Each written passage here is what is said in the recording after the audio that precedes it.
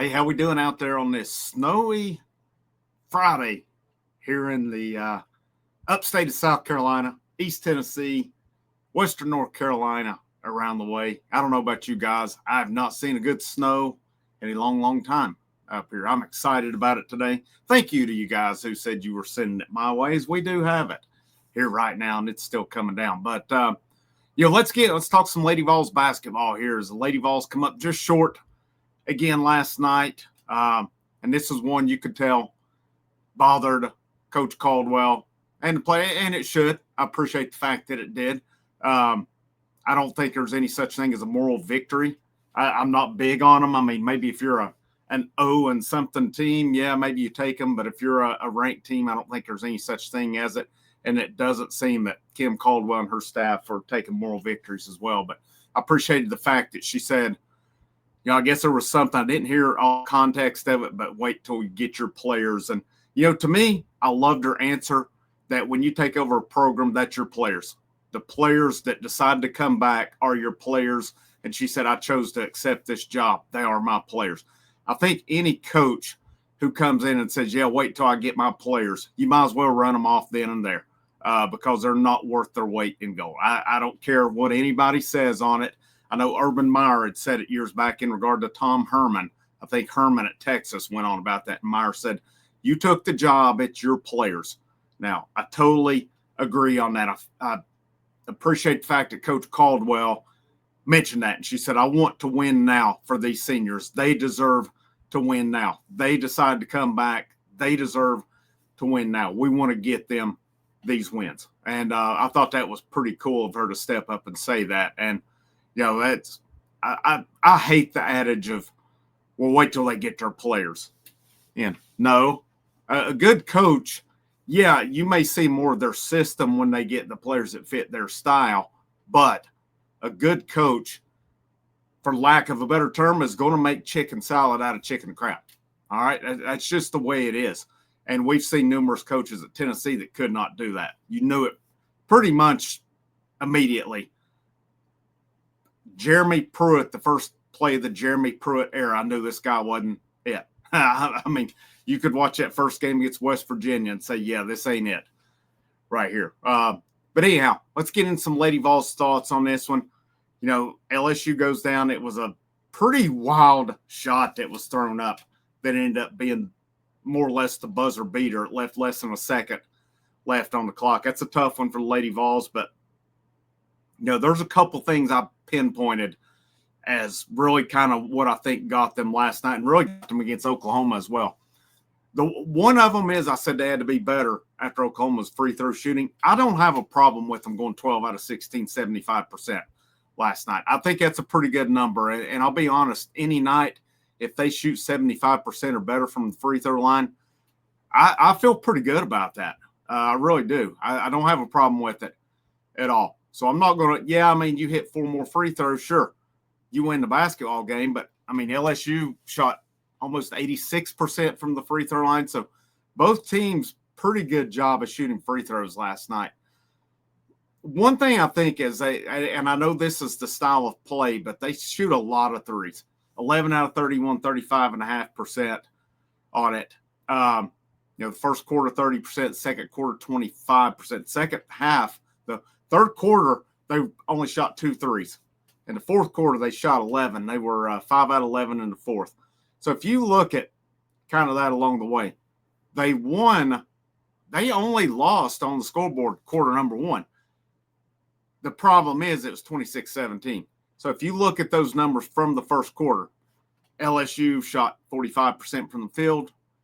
They hit their only 3 of the game. They only shot 8 for the game. They hit 1 of them, 1 out of 2, and they got to the free throw line 6 times in the first quarter alone.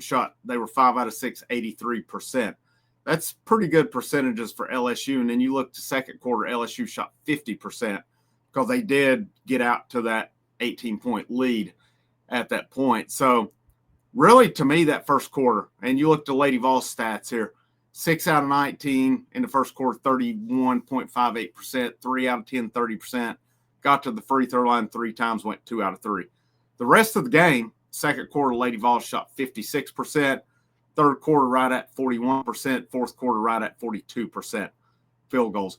So, I mean, to me, I can pinpoint that one pretty easy. The first quarter, it seems like they have that quarter along the way that really kind of does them in.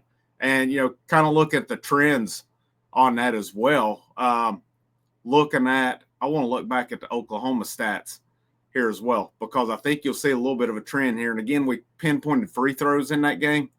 But if I go back to that box score for Lady Vols, there were really two quarters in that game, the first and the third quarters, that got them, because in the first quarter, Oklahoma shot 59%. In the third quarter, they shot almost 65% in the game.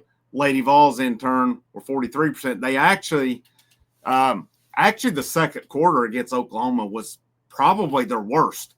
But they held Oklahoma to only 18 points in the quarter. Lady Vols only scored 17 in that quarter. So really against Oklahoma, I think if you look back on it, they had one really good quarter, and the rest of them were, I don't even know if I'd say average or not. So I think the biggest thing for this team and Coach Caldwell and his staff is just putting together a whole game. I don't know if you could say LSU put together a whole game either. I don't know if you could say Oklahoma put together a whole game, but still yet they put together enough of one to overcome it. And, you can nitpick things along the way, but to me, it's just more consistency, not having that really bad quarter or quarters. I think that's what's gotten them. That first quarter to me last night looks like it was a bad quarter. And, I told you guys I did not get to watch the game, but I did keep up with it along the way. And, with LSU too, you had 3 players over 20 points. You had another one at 16 points. And really, those 4 players did you in, and Morrow had 21 rebounds. I look at the overall stats on the game too. I look at rebounds. I mean, LSU had 46 rebounds, Lady Vols 38. So LSU did get the better of them on the boards. Lady Vols had 18 assists to 12 turnovers. LSU had 10 assists to 14 turnovers. So, they created turnovers, but it's not really what they're accustomed to creating along the way either. But I think that's a big thing in the last 2 games. You look at the Oklahoma game as well. I mean, the Lady Vols were out-rebounded 42-33. That's a couple things you can look at, having a bad quarter and the rebounds, being on the boards. And I know some of your girls last night, like Spearman, played 16 minutes.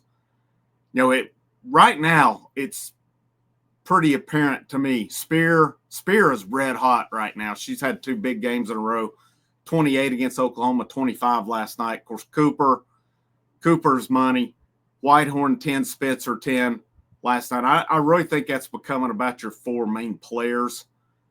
There's a bunch of good players on the team, don't get me wrong, but there's inconsistency there, I would say. And, when your point guard's your leading rebounder, that says a whole lot. For Spencer and Cooper tied for the rebound lead at 6. Spearman and Hollingshed did have 5 each.